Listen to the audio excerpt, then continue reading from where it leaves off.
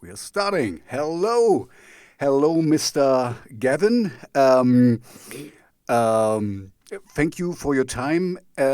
So, what can you tell the world about yourself? Who are you? Yeah. Why are we talking about today?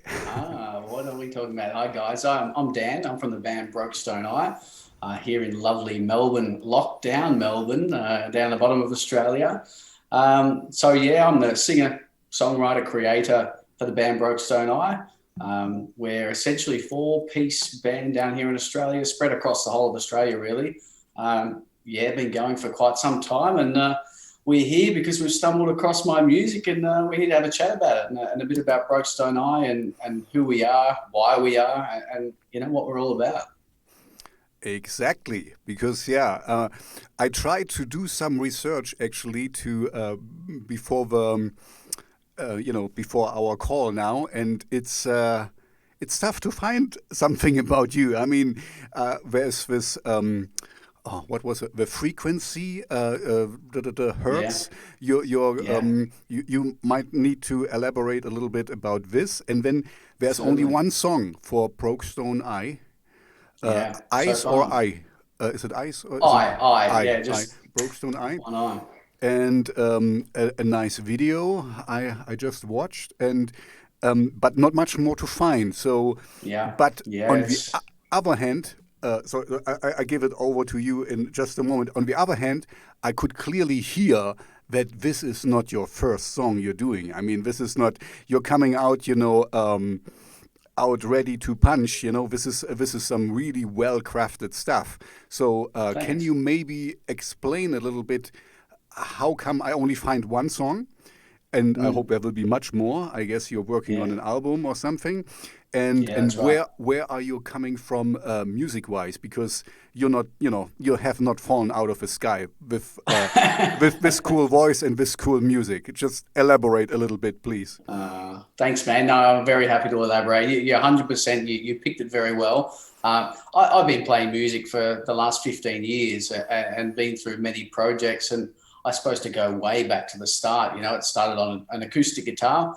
Originally, I wanted to be a bass player, and Oh, I I'm a went bass to I player went too. to yes, yes. Look, I've heard your music too, and I love that. So we can talk about that. And I was going to be a bass player, and I went to the local guitar teacher. I grew up in a little small town. I sort of traveled all around Australia, but found myself, so the early years of high school, small country town, went to the local cool guitar guy, and he said, before you play bass, get a guitar, and that'll help you play bass. And so I got my first little acoustic guitar, little cheap $80 guitar, and he taught me "Knocking on Heaven's Door," which at the time for me was Guns N' Roses. Obviously, there's a lot of history there, and I never went back. I said, "Man, I'm playing guitar. This is too good." So I started, sort of rock guitar and rock bands, playing through high school, and sort of got out of that and found myself in a metal band. I love heavy metal music, and that was sort of Yeah, I went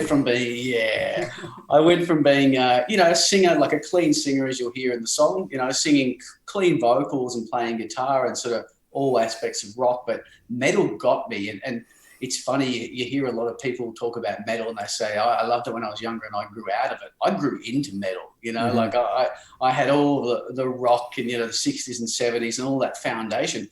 But when I found metal, I was like, oh, this is where it's at, the emotion, the power behind it. So I toured Australia in a metal band playing guitar and doing very little singing for quite a long time, which was not natural for me, but I loved it. I loved the vibe. I loved the brotherhood in metal bands and being able to travel around. It's very underground. And we did quite well as a metal band. We were playing everywhere and doing some big shows. And that all sort of fell apart, as a lot of bands do. But I was the one that kept going. And then, funnily enough, I got out of metal and then picked the acoustic guitar back up and found myself recording a little EP with a small record company down here in Melbourne. I found myself touring around again with quite melodic acoustic music and singing again and writing songs again and sort of getting back to the roots of music. Um, and that was a whirlwind of a time, really, because it was just before the GFC in 2008, and I What had is record the deals. GFC? The global financial crisis of Ah, okay. 2008. Hmm. And I was in the middle of touring. I'd done about 30 shows around the country, and was just releasing the first EP, which was quite promising. And it was a good EP. It was nothing like what I'm doing now. And the global financial crisis hit, and a lot of the big labels started dropping their independent labels and their kind of offshoots, and that included me. And I sort of found myself sort of on my ass and sort of, depressed, going, wow, what am I going to do now? This is the last 5 years has all been leading up to this. And then I sort of got out of that and got back into sort of a metal band, but more of a melodic metal band, kind of your System of a Down / Mudvayne kind of, fun kind of melodic metal. And that was a bit of fun coming out of something so professional and something so serious. It was, I got back with the boys, the friends, and it was just a sort of a passion kind of band. And again, that sort of, you get through those kind of bands and it's fun, but you're not going anywhere. And for me, music's my passion, it's my life, it's the path that I chose to take. And you walk that path, and quite often you meet people along the way, and then they drop off further down the path and you keep walking by yourself. I hear you, brother.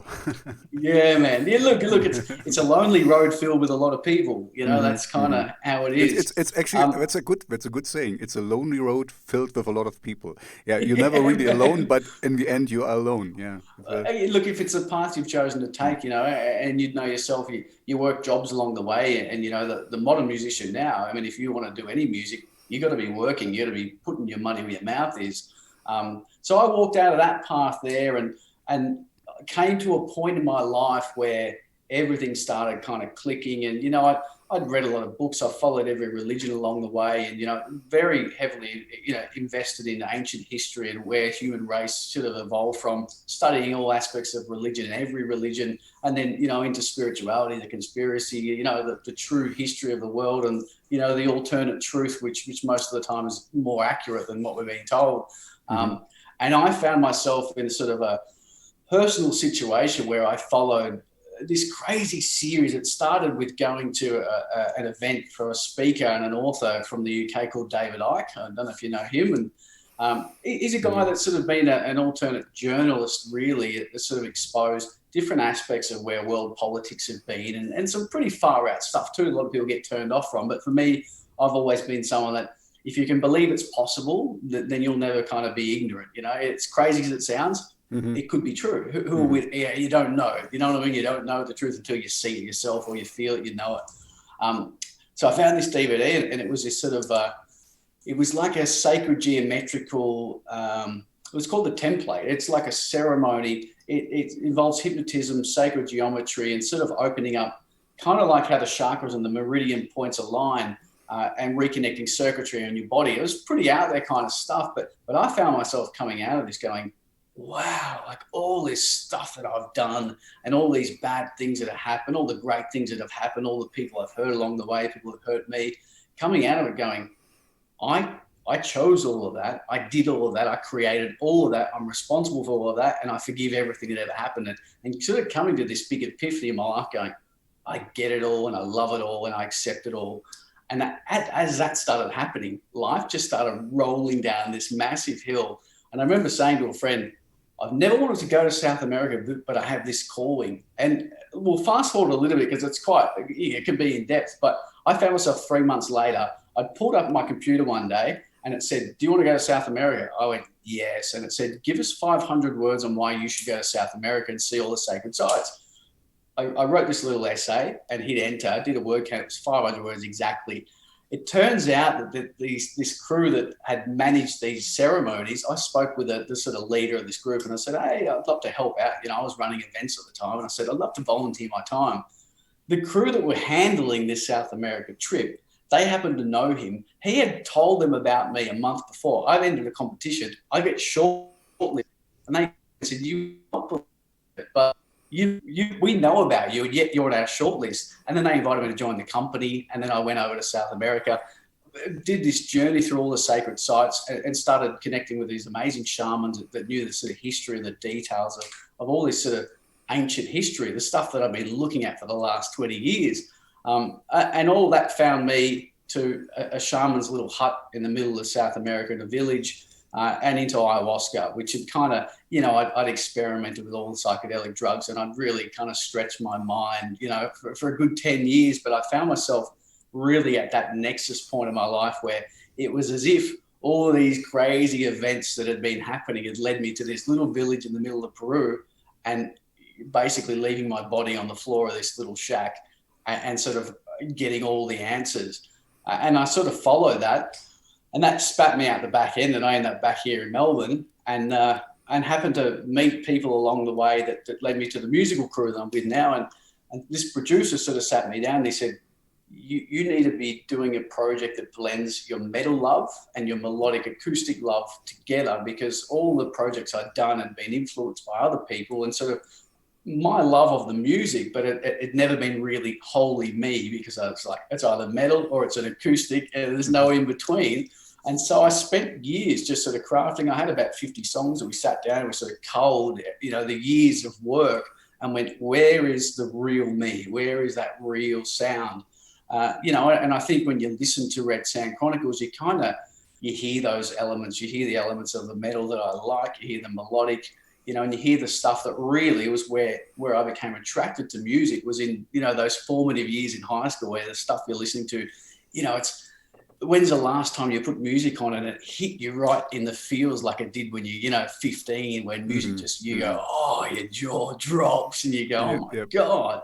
Mm-hmm. And it's sort of, it spat me back out to going, okay, it's time to really go. If the path is music moving forward, it's got to be something that's completely me, that takes all the elements of me, but also the lyrical content has got to talk about things that are real. And for me, Broke Stone Eye, the name, is about breaking the stone eye, which is your pineal gland, which modern society, a lot of people don't realize that the toxins that we take in our environment essentially can calcify the pineal gland, which is a third eye in all the Eastern sort of traditions of the chakra point, which is your connection to that sort of higher realm. And a lot of people are walking around with a sort of calcified stone eye. But also, if you look at that sort of the $100 bill with the Illuminati, the capstone, I saw it on your website. You kind of took off the eye, basically. You left it out. So I see. Okay. Yeah, I was thinking about. Yeah. Anyway. Yeah. So go ahead. Yeah, no, because I was like, I mean, this clearly means something to you, because I mean, I know the Illuminati sign, and you took it out, and so it must be something. I'm not so deep into this, but I knew Illuminati and the third eye and all this stuff, but I thought it was more like a representation for God or whatever. But I'm not very well versed into this. I guess you can tell more about this. And I suppose it's more really the symbolism, like that sort of seeing eye in the capstone of other pyramid. It's sort of showing that there's a control system controlling you. And so what I tried to do with that imagery was put the seeing eye in the ground, but then the base of the pyramid has an eye coming out. That basically saying, really, if you can find yourself and you can learn to love who you are and accept all that is, then all of a sudden all these control systems in place don't exist anymore, because you're doing everything for you. You know what I mean? The hurt, the pain, all of the bad things in the world, it's all perception. And if you can kind of break that third eye, if you can kind of start seeing through things, seeing through the kind of 3D reality that surrounds us, these controlled structures, then the world becomes a better place. It's so far from political. It's so far from, the sort of menial shit that we deal with every day. And it's about for me, it was about creating a musical project where the things that I'm singing about and the 432 being in the frequency that's more in alignment with our natural environment, it actually means a little bit more than music. It's a bit more than just sound.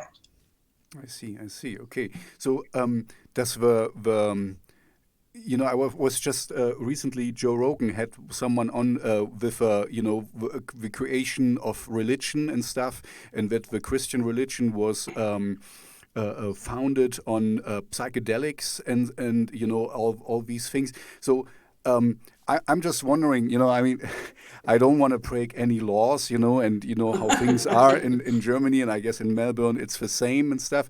So, but I'm really wondering, because I mean, he advocated, of course, for it, and does it really, opens an entrance to a higher realm, and do you really? I mean, I'm really curious. I think one day I will do it myself.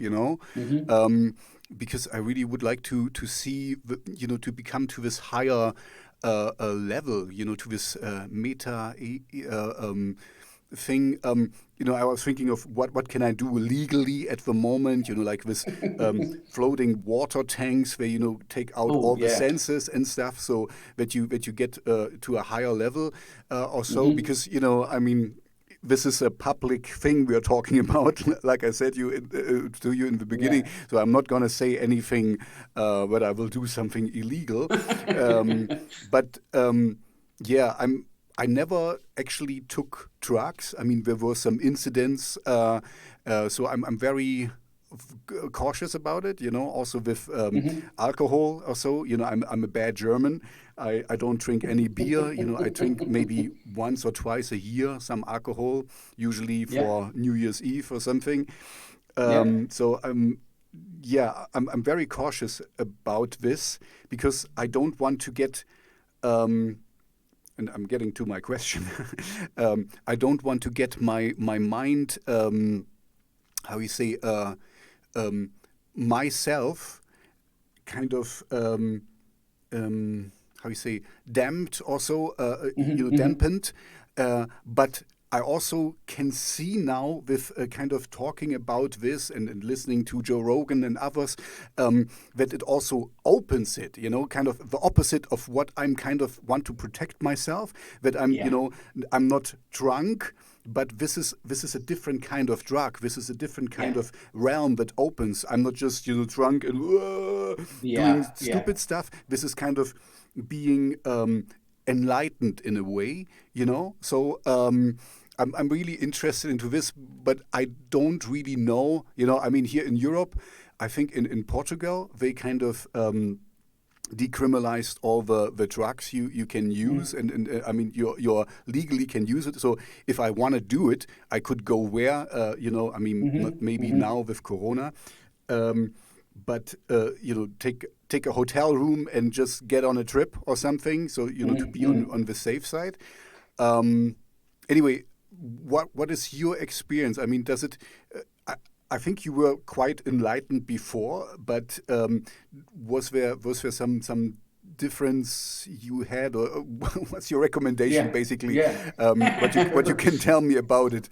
Well, look, I sort of look, as I said, I experimented, and sort of my 20s were experimenting, and I like to say I took my mind apart and put it back together again just to see if it was still there. And for me, it was always similar to an adrenaline junkie, that they call psychonauts. I spent a lot of time going, let's get out of my brain. But you talk about drugs and alcohol, for example, they change the brain, but they change the brain within this reality. So all of a sudden you're doing stupid things, dangerous things, things you regret.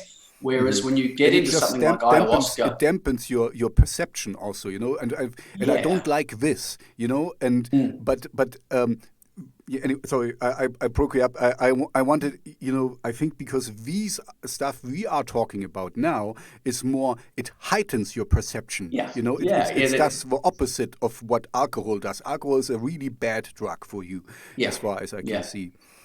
And look,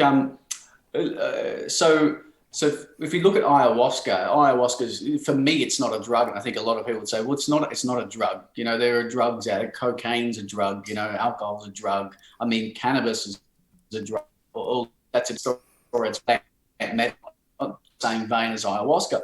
Ayahuasca is a mixture of a bark and a plant, a vine and a bark that mix together. And when you look into the history of it, you go, how did these people in the Amazons, out of all the at least hundreds of thousands, possibly millions of species of plants, learn that these two together can do what they do. And there's a part in there, it's the molecular structure of dimethyltryptamine, which from what I understand, that kind of cell structure is in just about every living thing. And when you dream, your brain, your third eye secretes dimethyltryptamine. So from what I understand is when you're dreaming and when you die, your third eye starts secreting dimethyltryptamine. And ayahuasca, when you drink it, it allows your brain to start secreting dimethyltryptamine. So essentially, you can say it's that sort of doorway into the realm. And when you dream, you think it's real. That's your reality. And what is reality? It's what you see, what you hear, what you touch. It's what your five senses are telling you is real. And when you're dreaming, all those things are still in place. When you go into that world and you sort of admit yourself into that world, you essentially enter that world willingly. You're not sleeping. And so for me, it started off, you can take DMT or dimethyltryptamine. And for me, when I first took that, it's like, do you know anything about the sort of the flower of life and the sort of molecular structure of our 3D reality, the sort of the mathematical explanation on, you know, you look at a wall and it's made of molecules that have space in between them, and it doesn't seem like space. Everything is connected in the sense that we're all made up of the same cellular structures when you get down to that smaller level. Mm-hmm. For me, taking dimethyltryptamine, you can start seeing that in nature, and it's bizarre because you can look at a man-made structure and not see it. Look over there to a tree and you see geometry, you see like this real living stuff. You can feel the energy of it. And taking that, I remember looking up and the moon looked down at me, and the moon said, I see you and you see me. And it was like, and all of a sudden I could sort of feel the personality of trees, like the living force of everything living around me. And that was sort of like, wow, this is not like, you know, anything that I've done before. This is like feeling a connection to something. And then looking into ayahuasca and learning that this is a plant medicine. This is not a drug. It's not something they're doing recreationally on a Saturday night in the Amazon. This is something that a shaman gets taught from the age of 10, and they start learning the medicine. And it's not something I would do here. If someone, you know, up the road from me said, hey, I've got ayahuasca, come and sit down in the house and do it. There'd be no way. It's got to be guided by a trained shaman, someone that's learnt that world, and they learn to traverse that world. And when you're sitting with a shaman and you're taking ayahuasca, they're drinking with you and they're singing and chanting for, you know, sometimes 12 hours, and they're in there with you. Their job is to guide you through this world. And when I say world, it's like, it's an experience that you're outside of your body. You're not there anymore. And my experience was sort of, I got to a point in myself where everything was sort of love and light. And a lot of people that have sort of journeyed the same kind of journey where they've looked into the spiritual side of things, you end up going, everything is love and everything's great. And I saw a sort of healer lady a day before, and she said, you are going to get your ass kicked. And I said, what do you mean? She goes, I can just feel it. And I was told by a few people walking through Peru that they said, you've got an entity attached to you. You've got this dark thing attached to you. Mm. And for me, like, I've got into the paranormal and I sort of gone down the psychic path. And I believe there's another layer of things around us. I don't know if you've ever had any kind of paranormal, supernatural kind of thing. A little bit, like, and it sounds like a dark passenger or something, or, you know, just go ahead. You know, I have my thoughts about this too, you know, because we are not good and we are not evil, but we are all of it. And you know, and we need to kind of, you know, the society asks us to control ourselves into a certain way, because otherwise you get into jail, or you get killed, or you get shunned, or you get, you know, ostracized or whatever. Yeah, so right. So you have to kind of self-censor yourself, you know, but the things are still in you, you know, and I guess this, as you explained, that you kind of love yourself now and accept yourself, this also means you accept every part of it. Yeah, and this is 100%. Also the bad stuff, you know, and this I quibbled or struggled also quite a lot with, but now I'm also, you know, I'm a little bit older now, and I'm kind of, I can accept it. There are things in me that are not good, and there are things I should not live out, and where I should. But if I don't accept it and see, okay, you know, this is still a part of me, and just put it away, this is more and more dangerous, because then it can explode and come out, you know, in a very bad way, and I cannot control it. So what I try, and we can talk about this, so we're getting a lot of different things, is kind of to let it out in a kind of controlled capacity, you know, when, you know, we have violence in us. Let's take this example, you know, or sexual urges or whatever.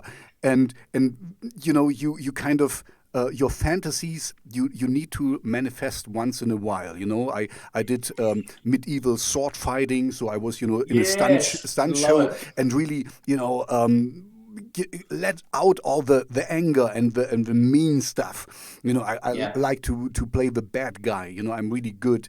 I'm very often typecast as bad guy. And I love it too, because I'm a very nice guy. I kind of want no conflict. I'm kind of shying away. I try to solve problems wherever I can, but there is also this bad stuff in me, and I through acting and stuff, I let it out, and this really kind of helped me to find closure for myself. Okay, this is a part of me, and in a controlled way, I can let it out. And I don't know where I started the talk now, but. Yeah, it ended up in a good place. Exactly. Yeah, This is exactly like I feel we're kind of in the same place, but we arrived a little bit different. I mean, maybe you are more there than me, because I have had no drug experience or this psychedelic. Let's not call them drugs. Like you said, you need a guide, a spiritual guide to get there. And I think there's still some lacking for me, but. I'm a big Nietzsche fan, for example, and this taught me that for every good there is a bad thing. There's always opposites, and once you learn that you are not this, you have in the beginning you have this perfect thought of yourself that you are the good guy and you're always on the right side and blah blah blah, and then you realize, oh man, I really like this. This lady over there, I have thoughts, and but if you admit it to yourself, at least, then you can kind of you understand how you are reacting, and you get more whole, and that's it comes with age a little bit. Some people never get it, but some get it, and it makes you more relaxed, like you are, you kind of seem very relaxed and stuff, and also I'm getting there that whatever happens. I take the good and the bad. If it's bad, I can learn something out of it, and I can see, okay, I misjudged this person, and now I pay the price, and that's it. Let's move on. I don't do this mistake anymore. And if something good happens, oh cool, I try to help others. Like, this is what we're talking about. I found your music, and I think, it needs to be heard, and it needs to be out there. So I'm trying, whenever I like something, I try to promote it as much as I can. And this helps me as well. So, it's a win-win for all of us. Anyway, I think you are still, from what I can gather so far, ahead of me, because I'm lacking a few doors I haven't passed through, but I know that they are there, and I will hopefully do it, go through them in due time. And like I said, I'm a family man. I have a family. I have to. Yeah, me too now. Yeah. See, there's things you have to consider. We cannot just I do whatever I want. Blah, blah, and this is also not good to be anarchistic. To kind of because. Real anarchism is also not a good thing, because it's the pendulum swung to the other side, where it's kind of you need to do everything to be absolutely free, and this is not freedom at all. It's not. No, it's exactly not free. Yeah, I think we have a really good connection here. That I kind of understand you somehow very well. And before I forget, I wanted to say it in the beginning. I really like your mustache. I know it's really unimportant, but for people who listen to this as a podcast, he has a really nice kind of old school mustache, and I'm way too lazy to do something with my beard, But yeah, I really like it. It looks really cool. Thanks, man. I love it. Yeah, look, it's an interesting thing you say.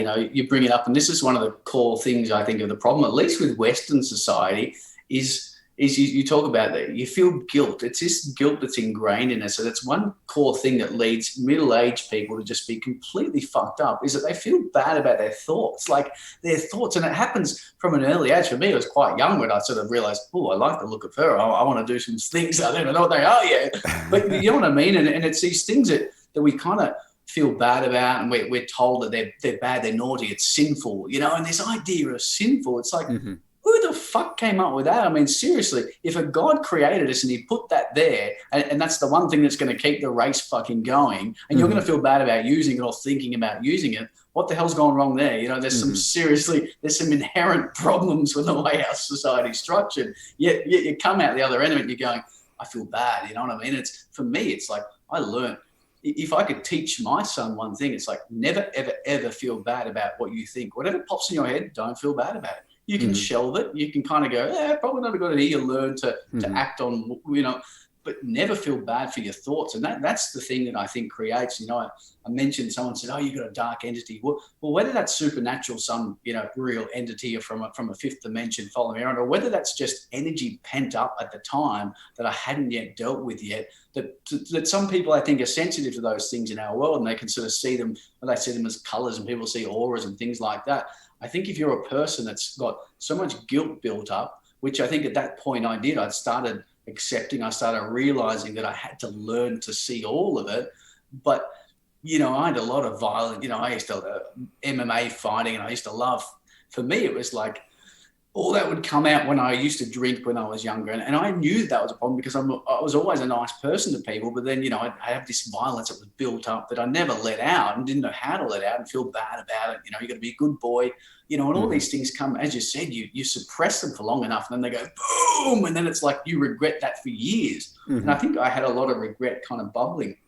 So for me, you know, back to the ayahuasca, I mean, for me, my experience and everyone's experience, you could listen to 5 people and go, there's a similar kind of thread there that's similar, but there's also completely unique experiences. And I always I was told beforehand, if you enter into it, be welcome and be open to face all of your demons. And when I say demons, they manifest them. This is because, see, this is where I see, you really have to take a deep breath to do it. It's kind of... It's something very brave you need to do. I mean, once you've done it, you know, I guess you have to some normal worldly experience as well. You never change yourself if you don't need to. If something bad happens to you, then you do. You know, I got a divorce before, and I was really a bad person, I have to say. But this kind of changed me, and it kind of changed my perspective on the whole thing. But anyway, it's a good point, because on one hand, I really want to do it because I know it will make me stronger, you know. Nietzsche, what doesn't kill us make us stronger. But on the other hand, I mean, you need to be really strong to take it on, because then, you know, like I alluded already to, I know that I'm not a perfect person, that I have bad things, that I have bad thoughts and stuff, but you know, kind of getting it all out and in the open, even if it's just for you, when you take this ayahuasca, I have to Google it later. I'm a little bit afraid, to be honest, to do that, because I know I want to do it, but I'm kind of like, oh, can I really take it, the real me, you know? And I got to tell you, it's not something you can do and then go, oh yeah, put it in the backpack and off I go. It took me, honestly, probably 2 years to reintegrate back into society, because your ego, the thing that keeps you alive, that thing that holds strong and says, I am a survivor here, I'm going to do everything I need to do. Man, I was lost. I found myself in some serious, like, bizarre life turns, which admittedly led me into the most beautiful part of my life. But like, you just kind of smashed, like, I was nearly considering never coming back and just going into the jungle and not, you know, returning and continuing there, because it's a beautiful thing, man. It's a beautiful reality to be in. because you kind of go, you say you've got some bad things or you had some bad thoughts. Well, what you realize, or at least what I've realized, is there is no such thing as bad or good. Everything kind of is now within reason. For me, the only thing that I've learned, the only bad thing is, well, I wouldn't even say that. I was going to say the only bad thing is hurting another human. And then, however, when you look at it in the bigger picture, maybe they manifested your hurt to them to learn something. So, you can kind of get wider and wider. And that's the thing that made me kind of move forward, was every time someone hurt me, that was my fault. I did that. I manifested that hurt into my life, not them. They didn't project it on me. I allowed that to happen. And when you can truly accept that for you, then all of a sudden you don't feel bad anymore for what you've done, because you accept there is this bigger picture thing. And it's not kind of something you can't touch and feel. It is real. You realize that when all the good stuff happens in your life, when you have a good day, it's because you woke up in a good mood and you said yes to things and your mindset was really positive. So even some bad shit might have happened beside you, but you didn't perceive it as bad. So your day was really good. It's that whole mindset thing. They teach it in workplaces all the time, that your mindset, leads to your actions, leads to results. And it's so true. And it's absolutely true. I know this too. I'm a problem solver by trade. This is what I do for the company I'm working for. And it's kind of like, you have like your, like you just said, I'm going to do this and this and that, and then then something completely happens and wrong happens, and you put the French in your little cogwheels and stuff, and and then you're okay, that's bad. So how can I solve this? And then you kind of, it's not like, sometimes of course I'm like, oh man, but then I find even a better solution which I have not thought of, because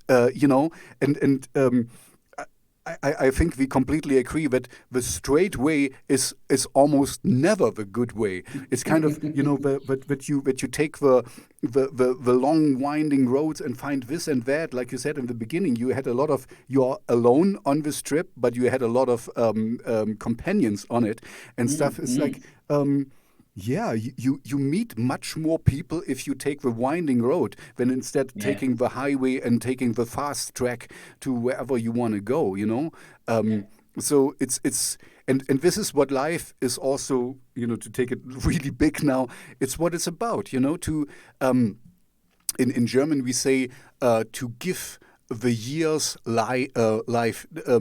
This means kind of like it only counts what you did before your death. It's how you experience it, and then it can be the smallest thing. I have a daughter. I pick up my daughter later from school, and we talk about her day. And this is so. I learned really to be in the moment and to enjoy this. So my kind of philosophy is, if I would get hit by a bus now, there is nothing I regret. I lived the life to the fullest what I can do. There's always, I want to do more. I want to experience more, and I'm not done yet. But if I get killed for whatever reason or die now, because I think you agree with this too. You only regret the things you have not done or you have not considered. Like Aristotle, I think, or Socrates, is the unconsidered life is the one you really waste, because and where we get back to where we started, it's like in order to have a really full life, you need to be aware of everything what you are. And as you were talking, I was thinking of when I once go down the road you already have been to. It's, we have this nicely constructed selves in this world, like I'm the nice husband and I'm the good father and this and all this. And this is good because, you need to kind of the society needs to perceive this, and everyone knows inherently that there is more than this, but we choose only to see this. And, I would never thought that he would also, I don't know, be into sadomasochism, or he wants to beat up his wife or whatever, kind of. Not that this is the case here, but you get the point, It's I do. It's so, but I accept this, and it's fine, and I don't mind. And when the only thing that is the boundaries I see if you hurt other people. But like you said, even this can be enhanced, or I don't want to purposely hurt people, but I will, that's right. because I'm just a human being. But when you can take it in the big picture, like you just said, that it might be helpful to them, that they kind of get what happened here, So, this, for the listeners out there, this is not advocating for hurting people, but also kind of maybe it helps to forgive yourself when you that's did the so. point. Yeah, exactly. That's That the you point. kind of Is in that tune with yourself. If you can forgive yourself, and I think if you can forgive others, then you can forgive yourself. And I think that's where, if every person on the planet right now was able to truly forgive themselves, truly 100%, but also they wouldn't be able to do that until they forgave everyone else. And this was the one thing. I was with someone very close to me, and she had this traumatic childhood, and her father constantly left her. And for me, I was able to process that. And for me, like with my parents, I was always able to see them as humans. And I suppose it was a gift that somehow my brain had inherently, was I can't judge them as a mother or father. I've got to judge them as a human, like a real human. And then when you get to ages that they were at, and you go, oh, I made a decision like that. And you sort of go, they're just fucking human, man. Like, you know what I mean? They're not gods. And I think we put people in our life up as gods. And then all of a sudden, when they're not those gods, then we're shattered. Our whole psyche is shattered, and we go, I'm being abandoned. And then we have abandonment issues, we have mummy and daddy issues. It's like, man, they're just people that had a kid. And then when you have a kid yourself, you're like, well, that was really easy. You know what I mean? That happened. And now I've got to, and then you say, well, I've got to step up. And I think,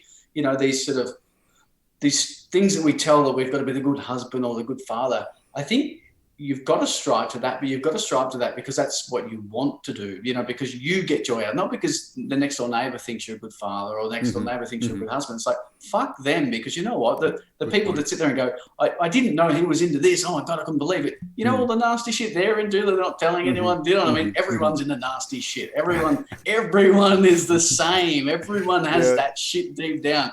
Man, if you could read everyone's thoughts, you'd be like, oh, fuck, we're all the same. You know what I mean? We all have the same brain structure. I just had to think about that in Utah, the Mormon state in the United States, they have the largest porn consumption for gay porn. And, and this is, of course, the Mormon state. And so, like, okay, if something is really bottled up there, and we need a ventilation valve to get this out and stuff. So I'm like, yeah, no, you're absolutely right.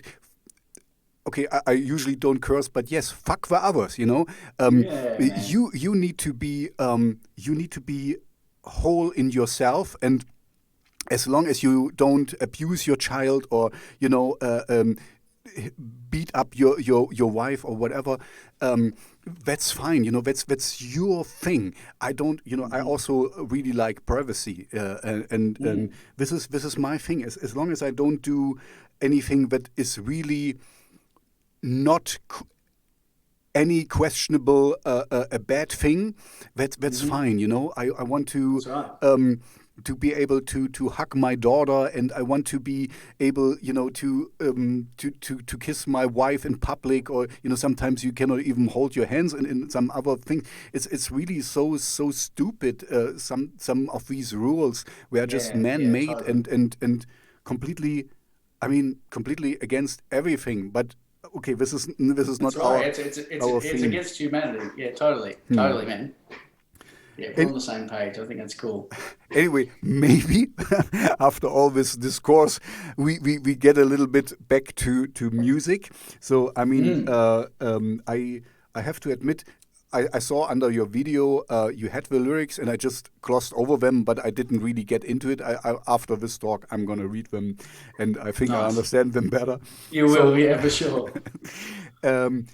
So at the moment, for your... Okay. Let's start a little bit more in the normal world here. So I guess you cannot support yourself with the music you're making, even if this, I guess, would be something you would like to do. So you have a day job. I take it. Okay. So and as there is just one song, I hope there will be more. Will there be an album, or what can we Yeah, expect? yeah. Okay. That's the plan. Look, there's been an album in production for the past 3-4 years. I travel 2 hours on plane to go to the studio. I've got an amazing team of musicians that I'm really lucky to have. I mean, if you know music, and it's no reflection on me, but the music behind what I'm doing, which is guitar and singing, obviously, the people behind it, they're amazing, gifted musicians. They're a lot better than me, that's for sure. You know, they make me sound good every step of the way. But I'm lucky. It's an amazing team. It's a very supportive team, and we've got that sort of more extended musical family as well. We've got a whole album there. I've got a second album written, already that's kind of there. But, it's a funny time for music. It's if I released an album at the same time as that first track, in a year's time, it could be all forgotten. Do you know what I mean? It's Yep. For me, the process that I've done, and you mentioned it earlier, it's not my first song. It's, my 100th song. And I've learned along the way that, especially in the time now where music's consumed, everything's so fast, for me, every song is the best song. You know what I mean? I figure if you're creating music, you don't love yourself, then you're doing something wrong. If I can listen to that song and when I hear that song that we've released, I don't think it's me. I hear that song as a song I want to listen to. And that's why it's created that way. So we've got the whole album there, and we figured, let's release one song at a time. There's a whole world out there now. I'm not playing to clubs down the road here in Melbourne. It's the world is the audience now, and it's about trying to find the people that want to hear that music and that takes time. If you don't have a very big budget, it's funny. I talk to people about, these viral videos or these viral bands, and I sort of say, you realize that there's a very big marketing budget to make these things go viral, yeah, sure, maybe some gimmicks make it through, but these bands that end up being, multi-million-dollar bands that are, coming out of LA, they didn't just go viral, they had people behind them to get them in front of people to make them go viral. So, there's still that bit of illusion around the industry, and I'm not I don't have the illusion that I'm going to be, the biggest band in the world. But what I do hope is that I can find people that want to hear the music. And, I read, it would have been a year or two ago, that the most listened to genre on Spotify was metal. And that's telling you something. That's telling you that people are craving real music, because we're just being fed shit from record companies now that need to make money so badly that they figure, we just need to have 10 people, 10 projects, 10 musical artists, and just pump the same song all year round until we sell it enough and make our money back, and we sell another one. We do the music shows, the idol shows. That's what you're up against. So all you can do is hope that you put one song out there, and if you release a song 2 months later, well, that song's gone. Do you know what I mean? It's a back catalogue.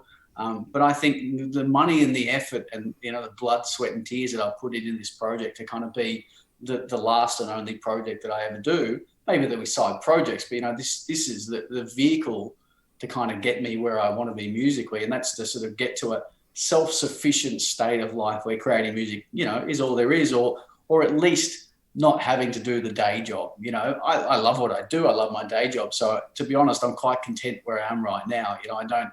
There's a fine line between wanting goals, but also not being happy where you are. So, I'm quite content where I am, and I'm really stoked with the music we've created and the music we've put out there and the quality and, beautiful video that someone's directed and turned my story of that ayahuasca journey into, like you mentioned, the self-deprivation tanks, the water tanks.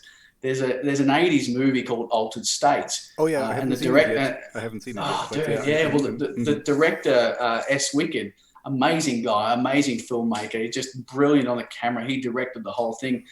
I sort of sat with him for many months telling him my story and sort of wanting to portray that in a video. And in my mind, it was always quite literal. And he's taken it and turned it into more of this experiment on myself, and very, influenced by an 80s kind of psychedelic sci-fi movie. And, there's been a lot of effort put into that. So yeah, there's more music to come, but it's a matter of going, we love the music we're doing, and we want as many people to hear that, and it'll be a bit of a slow burn.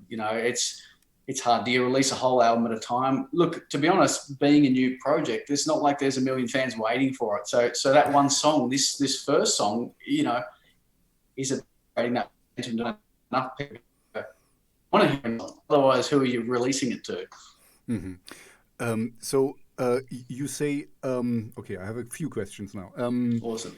You say we, but so far I only I mean it seems like you've write the music, you've write the lyrics, you sing. Yeah. So it seems like you are the core of a project, but you get Yeah. you have how you say repeating collaborations with people you work together. Yeah. So you kind of have a band, or you Yeah. kind of okay. So Yeah. there is Yeah. a band. Okay. Where is the band? No. I mean, Oh, this. there is a band. I wasn't completely sure if it's kind of like studio musicians. You just pay for playing No. exactly this. So there's other contributors basically. So you Yeah. kind of set the spark, and then the whole thing happens. And like you That's said, right. they make it better. I know exactly what you're talking about because I'm not a good musician myself. But sometimes if I have just an idea and you get the right people, the right Yeah. collaboration, and it will be, wow, I never would have thought of this, and it's so much better now. Yeah, Um, yeah. Well, look, I mean, like the drummer that plays, he is more like a session player. And I played in another band with him, so we'd had previous projects together. We were both actually session players, so I sort of spent a couple of years in that session space. And I'm not a brilliant guitarist, but I kind of fell into this role through a guy that toured with me that said, "I got a project," and it became this sort of gig where I was like the session guitarist, rocked up their songs, and the sort of choreographer of all of that.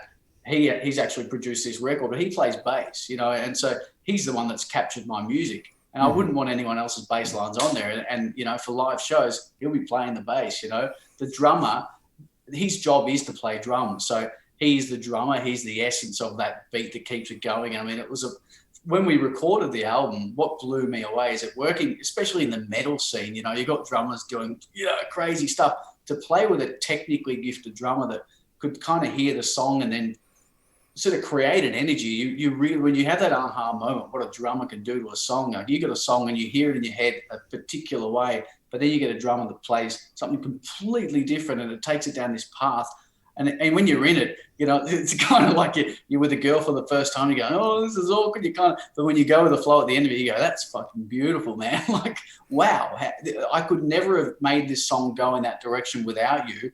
And you realize that every person playing that instrument is just such an integral part of that overall sound. And that was for me about detaching myself and going, okay, this is my song, but it's their song, And so, mhm. yeah, I would say I'm co-writing with the bass player and producer, that sort of drives me to be the best person, but also drives those songs to not kind of get lost over there, Mhm. to rein it back in.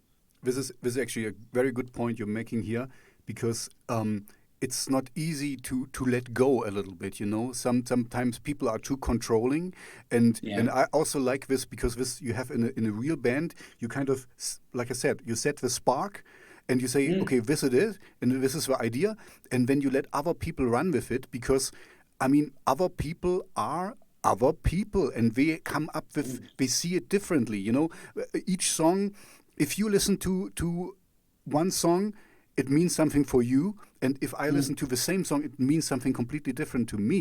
Yeah, and that's and right. this is exactly the energy you can get from all these others, and I know exactly what you mean. A good drummer will make he can play the easiest beat on the thing, but he will play it in a way that it really Mm. is mesmerizing, that it really capturing, Yeah.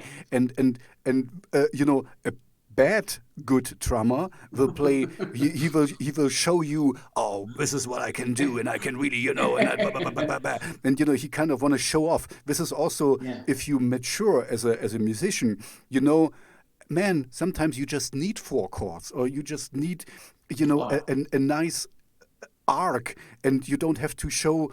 I really, okay, this is now personally me speaking. Just I really don't like this gen stuff where it's kind of every 7 seconds it changes, and kind of it's too blah, blah, blah, it's too much. It's like I cannot follow it. If you yeah. have a nice harmony or melody or whatever, just let me rest my soul on it, and let me Yeah. float with it, and just be how you say brave enough to stick with it for a while, Yeah. kind of, and Yeah. let it blossom, let it come out and bloom. And so, and this is also, that's what I said. I heard the song and I was like, man, this one, it's so well refined and well done. And it was the only song I found from you. So I was like, this is kind of, I mean, there is a big well somewhere, I mean, this comes not out of nowhere. And so, I talk with some musicians, as you know. So I guess as you are a not well-known band at the moment, I guess you're absolutely doing it right, that you kind of release one song and then the next song, and you kind of make the appetite for it, and you wait for a month and to release the next one. So because there is this whole flood avalanche of music. Everyone can release music these days, and it's we met through SubmitHub, and I'm a curator there. And let me tell you, there is some really not so good music. but you can, I mean, everyone. That's the liberation of today. Everyone can on a cell phone make a song and send 100%. It out, whatever, and put it to Spotify. But it's not good, so what did I want to say? So no, that's exactly the right thing you're doing. That you kind of stick your head out once in a while and say, okay, I'm here, and then you kind of I don't know how many songs you will have. So next year, after you released 12 single songs, you have an album and there's a bonus or something on it, and a new video and stuff. So you're doing it right, and to constantly remind people that you are still there. So I'm also happy that in the past I was like, oh, that's a nice song I wrote. Let's release it. And now listening to your song, I can clearly see sometimes it's good to get it more refined, or not too polished. I guess we are agreeing with this too. If you take out all the edges, then it will not stick anywhere. It's no one's going to like it. I mean, it's got to have a realness to it. And I mean, when we recorded that, it was done in a studio. We played those instruments. There's not one part where I said, I'll play 4 bars and we'll just copy and paste it across. It was like, no. And that was the beauty of working with DC, our producer and bass player and very good friend, is, he's sitting there cracking up going, you're playing that all the way through, You're not leaving until you do that. You're singing that all the way through. You're not leaving until you do it. So it was and we did it through a desk, obviously edited digitally, but we did it all through big desks, analog amps. And it was to try and create that feeling, or at least to make it people realize this is a real band and we're really playing our instruments, because it's very easy for me to get in a studio and create something electronically. And I love that. Like, don't get me wrong, I love the digital style of, I think metal's great when it's digital. It doesn't have to be warm and all that kind of stuff. But you're right. I think there's a fine line between holding on to something long enough to make sure that it's as good as that song can be, but don't spend, $10,000 to get it completely polished up. You know what I mean? It's because you don't need to do that. Exactly, because this is also, the pendulum can swing to the other end, and you can say, I mean, I see it this way, and I think you might agree. A song is never really finished. You have a snapshot, and this is how it is now, and let's keep it this way, because we could also put on a chorus and more effects there and there. It's kind of okay. Then it's better to put it out, and maybe if you really want to, 10 years after, you can kind of have a remastered version and change it, or a director's cut of whatever you do. but yeah, it's if you ever tinker around, you never get finished with anything, and you have to. That's right. I mean, we talked a lot about our psychology and stuff, so I guess you can forgive yourself to say, okay, now it's finished and let's put it out. It's not good enough, but it's kind of, it's the best we can do at the moment, and we don't want to dwell on it forever, because otherwise you will never, there's these two extremes. Either you, like I was in the past, put it out too fast, and it's like, oh, it's cool, and and then oh shit, a few more little things, tweaks could have been much better. Or you work on it forever, and then it's kind of over polished and yeah, it's too far away from the ruggedness that makes it so interesting. Yes. And I think. And you also. Yeah, go ahead. No, sorry, go. No, I just wanted to say, and I didn't know until you told me that you had to record all this in the studio in takes, and you really took real takes, not like copy and paste. But I think it has shown out through the cracks. So kind of on a level where I didn't really consciously got it. I got it that it was something special because it clicked with me. It clicked with me right away because it was honest in its purity, in its in its way. And like you said, I also like metal, and I like industrial, and I like it, if it's harsh, pumping rhythms with just electronic beats and stuff. I like this too, but I also like the organic stuff. You made a really cool mix because I had some electronic stuff in there too, and not too much, but also quite audible. I mean, quite not in the forefront. That's what I mean. It's not an industrial song. On there. Exactly. It's kind of, but it's in there, and it's not prominent, but not unprominent, if it's a word or something. So it's discernible. Yeah, and I think it's really a nod for me. It's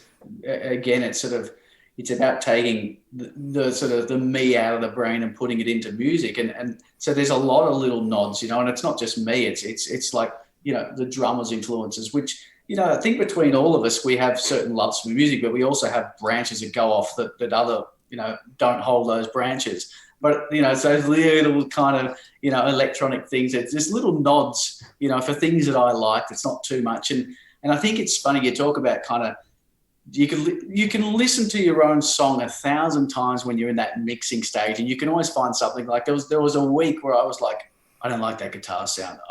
I need to fly back up to the studio and change the guitar sound. I was like, no, it sounds really good. But, and no one's going to notice. If you changed it, there's not going to be anyone there that's heard the other version that says, oh, I think it was better the other way. You kind of got to let go of it. And I think there was a point where I went, I can't listen to this for a couple of weeks. And then I put it on, and I think I was doing some exercise at the gym, and I put it on, and I heard it as a listener, and I went, oh, I love this song. And that was that kind of went, okay, it's time to go now. There's certain things that you kind of got to hold up, And obviously I say we recorded that live, and we recorded it all the way through. It's not copy and paste. And there's obviously little, you do bits over the top, and you can kind of, add sort of layers onto it. But the core of it's got to be organic. The core of it's got to be real people. Because you look at the bands, at least that I grew up with. I mean, Nirvana, for example, a 3-piece, it just, knocks the walls out. If one guitar, one bass, and one drum kit, and a voice can make loud noise and make a song full enough with just those instruments, I think you're onto something. And that's what a bass player / producer taught me, that you don't need to overlap. And I think in the past, my acoustic EP, that just had tracks, from floor to ceiling, because I just wanted to add, because for me it was like an orchestra, and I think the producer let me run with that, and it wasn't to the benefit of the music, it was the benefit of my ego, because I could hear all the little gits that I did over here and over here, and it was beautiful, and I love that creativity. But I think when you're kind of doing that solid kind of rock, for lack of a better word, it's got to be the bare bones, the structure, the foundation's got to hold up, and then you can pepper stuff over the top of it, to add that artistic flair, but it's got to be solid. I as you said, this with I remember when I had this two big layout song and stuff, and because I had this kind of violence in my head and stuff, and then I realized the coolest thing what can happen, but of course it happens to only you, is if you have a really bare bones song and your mind adds these instruments. You know what I'm talking about? This is a really cool thing. If you listen to a very simple song, sometimes you just need a voice and an acoustic guitar, and then you hear the orchestra added in your head, and it makes the song so expand, but it's just the little guiding track you hear, And I had this experience a couple of times. Sometimes I hear very simple music and I hear more than the very simple music. I don't know how this is. If I would know how to achieve this, I mean, I would use it every time. But I really like that. This is maybe because we're both musicians, so we have our mind is a little bit trained to find chords and patterns and stuff.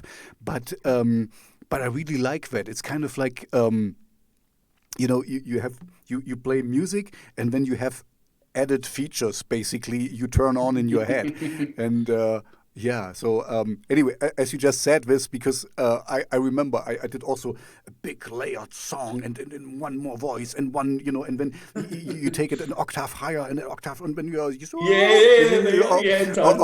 guilty stuff. of that. Exactly, yeah, no, and it's cool, but it is.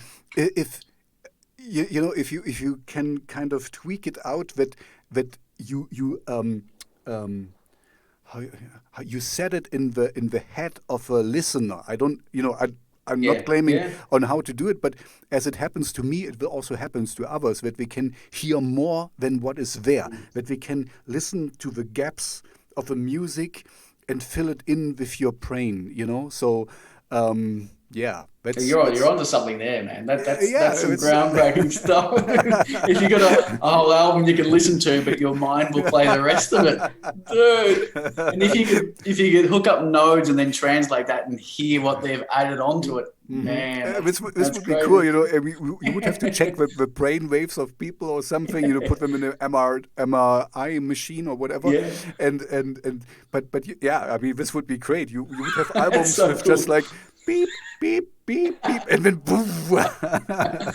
Okay, but this is maybe in the future, but anyway, I guess you know what I'm talking about. This when you play the acoustic guitar, you're listening to more than that, than just that. You have things in your head, and it's a cool thing, and somehow sometimes you can also evoke this in others, and I mean, you have played acoustic guitar a lot, and I'm a bass player. I'm a shitty guitar player, but of course I can play. I can play the power chords or the master chords and a few chords, and for the normal people out there, this is way enough. This is kind of because if you make a cover of whatever, if you can sing it kind of okay and get the right chords in the kind of right order, the people will hear more than that. They will hear the real song and your stuff, and this is so great. This is so, I was swooning a lot of girls with that in the past. Me too, back in the day. I was thinking, I mean, did you hear what I was playing? It was really off, and I didn't play any. I mean, Anyway, but it's funny. So I mean, at the moment, we are unfortunately in Corona times, as you are painfully aware of it, because you are in Melbourne. Melbourne is in lockdown right now, right? I think we're the longest stage 4 lockdown in the world, and it's. I mean, if you look at the numbers and percentages, it's by no means something to be. Put it this way, I know no one firsthand that's had it or been affected. I know one person that's had it, but they didn't know they had it, so they tested positive. There's some strange things around this testing positive. We've got this aged care debacle, where it's like the news is telling you that it's hit aged care facilities, and then you're hearing firsthand accounts from people saying, "Yeah, my grandfather died of something else," but they're marking it down as coronavirus. So there's political things at play, I'm sure. I mean, I don't claim to know what's going on here, but it seems like they're trying to be the first sort of local, or state government to eradicate it. And so they get a big pat on the back, but yet, we've all been locked up for, I think it's been like maybe 10 weeks of you can't leave 5K radius. There was a curfew. You couldn't leave after 8 o'clock. I mean, for me, and that when you've got kids, it's like, I don't need to leave the house after 8 o'clock. I'm okay with this. But for a lot of people, it's been quite hard. And I mean, I find technology is brilliant because for me, what we're doing right now, I feel like we're in the same room together. So I'm connecting with you now, and I don't need that. But it certainly damaged a lot of people. So yeah, look, it's a bad state if you look at the overarching. You know, the lockdown's potentially worse than the virus here in this state here. It's quite a bizarre time. You know, people don't think. Sorry, you were breaking up just the last thing. Yeah, I saw the freeze. Yeah. Okay, but you know, my question was more geared towards. I think there will be once we are finally have this behind us, you will go on tour with that, and you want to play it live, right? You already alluded to this and stuff. Of course, you need to come over to Europe. Look, that would be the plan, and I think that's why we've released one song at a time, is to make sure that. Look, I've done it before, and you might know the same thing, where you've toured prematurely only to burn yourself out because you're not playing to an audience that appreciates you. And I think what I've learned from the past is I've gone out on the road with an EP where no one knows me, and gone out with an album where no one knows me. And it's like you're begging. You might as well get on the street and busk, because you'll make more money doing it that way if you just get out there and busk. You're trying to connect with other bands to get on their supports, and then you're hoping that they might have 10 people in their crowd that likes you enough to follow you, and then do they buy your record, do they sign up to your mailing list, and you're hoping you do that 10 times and you get back to a full crowd. I think it's the wrong way to go now. I think the idea for us is to find a fan base, and hey, if that's in Europe, if that's in Germany, then nurture that fan base and then go and play shows to the people that want to hear it. Because why would you do it? You know, you're going to burn everything out. You're going to burn your soul out to try and beg people to hear you, when you could just use technology now to try and reach as many people. And you might reach a pocket of the world, you might reach a big spread of the world, but at least once you reach them, they want to hear you. And then if they're happy to pay $5 at the door, then maybe, you know, it's not going to leave you bankrupt at the end. No, absolutely. I mean, this would be great. I mean, if you manage to come over, please, you know, let me know, and when we do an interview for real. I mean, I don't call it interviews because it's just a talk, you know. I mean, because I don't feel myself as an interviewer. I want to know the person behind I want to have a nice conversation like we have right now. Yeah. But yeah, if you're coming over, I want to come to your show, and this would be great. To see. Man, you'll be the first to know. Thanks. And you're absolutely right with your approach, at least in my eyes, in my opinion, because I'm also, I'm here in Germany. And of course I see, who listens to my stuff on Spotify, and I'm really surprised that a lot of people in Peru, me too, Peru. Yeah, it's kind of we're into my stuff, and I'm really grateful and then happy. But this is the blessing of the technology also, that you can find. I'm doing more niche than you. You are kind of more. You have more a broader appeal with your music, because it can be, like it's radio friendly. Let's put it this way, but it's also kind of nichey. So it's you play in both worlds. So I think you can really get somewhere with this music. I mean, I like it. So I'm supporting the hell out of it, but in my little capacity. But man, it's huge. It's huge for me, man. It's huge for all of us. It's great. This is epic. You're very welcome, but it's the pleasure is all mine. So I only support music. I mean, this is the good thing for me. I only support music I really like. I don't get any. As you can imagine, I get sent a lot of music. But I only, if I like it, then I go the whole way, and I want to get to know the people behind it. I mean, not every person, I have to admit, some persons I skip over. But sometimes you like, I'm pretty happy that we are talking now, because I feel, we really have a connection, and I could kind of read it in our chats we had leading up to this. So anyway, so this was my question. You're gonna be going live, and I'm really looking forward to this.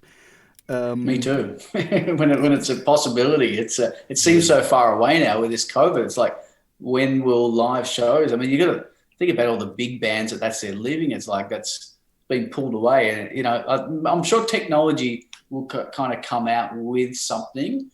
But yeah, man, like that feeling when you're a live show, that's something I hope to feel again, even as a spectator.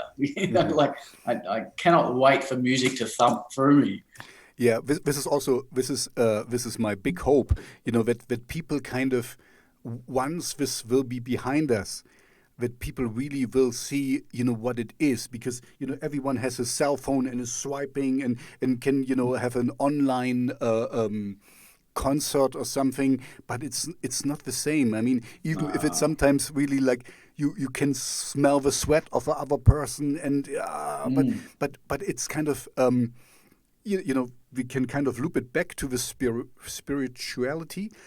Because it's kind of, you commune with other people, with other humans in one room, and you kind of, it's something very, it's like a religious experience, It is, man. It totally is, isn't it? It's a spiritual experience. Exactly. So, and this is, I'm also, like, we talked about this as well. I mean, I'm a father now, and you're getting older, and I don't want to go there, and there's this band playing, but now I know. I mean, not all the time, I'm not going to put too much pressure on me, but whenever I can do it, I will show up. I did this before, but not as much as I could have, because I was like, it's a little bit late. Yeah, I feel you. Totally, man. and now I will kind of support your local scene and, go there and do things and be there and just enjoy that people are still creative and do something with their life besides swiping left and right and whatever. I think that'll happen, man. I think after this there'll be a resurgence. I think people, we're talking about it and we're feeling it. I think there are people that'll be saying, the second I can go see a live band, I'm there. And people are going to appreciate that. And it is a commune type vibe. When you're in a big crowd, you make eye contact with the guy next to you, and you all love each other so much. You realize that there's only happiness. And it could be the most brutal metal band. There's only happiness. There's no bad vibes at a live gig ever. No, you're absolutely right. I mean, this is even drunk people also, and kind of you make fun of them, and it's a spiritual feeling, and it's really. I'm missing this actually, So I hope other people will miss it too, and they will see that Netflix is not the answer to staying on the couch. And also, I kind of fear a little bit, but this goes in a different direction. But there's all these distancing rules and stuff, for our children. But it's important to touch people and to give each other hugs and stuff. But the physical part of it. Anyway, but you're on point there, man. Because it's terrible to think if they're. Look, I don't think it'll happen. I don't think it'll be that bad. But if you'd hate for a generation to grow up scared of touching, because human touch is what gives you everything. You know what I mean? It's a transfer of energy that you can calm someone with touch. You can anger someone with touch. It's touch, man. It sets emotions off. So yeah, you're 100% there. Okay, so I'm actually through, and I'm very happy with our conversation. If you me too. If you wanna add something, maybe a statement to the world, what you would like to end our talk with, and don't forget. I mean, there will be more from you, so. We will reconnect, and I'm looking forward to our next talk. So me too, man. At the latest, when the album's coming out, or you're going back on tour. So you got my details now. So hit me up. Yeah, I will for sure. Look, the next release is going to be. It's either going to be an acoustic version of one of the songs to be released on the album, which is going to be quite cool. There's one floating around. I'm surprised you didn't come across. Which is an old acoustic version of a song that will be a big track on the album. And we're going to do a sort of dark industrial type remix of Red Sand Chronicles. This is my kind of stuff. I'll make sure you get that first, man. I think that'll be cool and up your alley there. So Look, man, no big statements. Look, listen to the music. If you like the music, follow on the channels. Sign up to the mailing list on the website. That sort of. It's really all we're trying to do is get people that have a connection somehow that ignite a spark to stay tuned, because we'll keep bringing out music for you to listen to, and that's what it's all about. That's all we can do. Okay, that's a perfect. I mean, this is exactly what everyone should basically say about music, because the music should talk for itself. If you need to get people to listen to this because we kind of we did it. I don't know. We played it naked in a river or something. That makes it so special or whatever.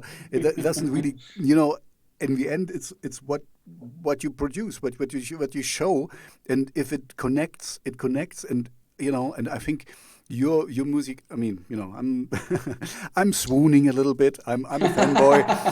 You kind of you hit the right notes with me, and I'm really looking forward for the industrial stuff, because this is even more up my alley.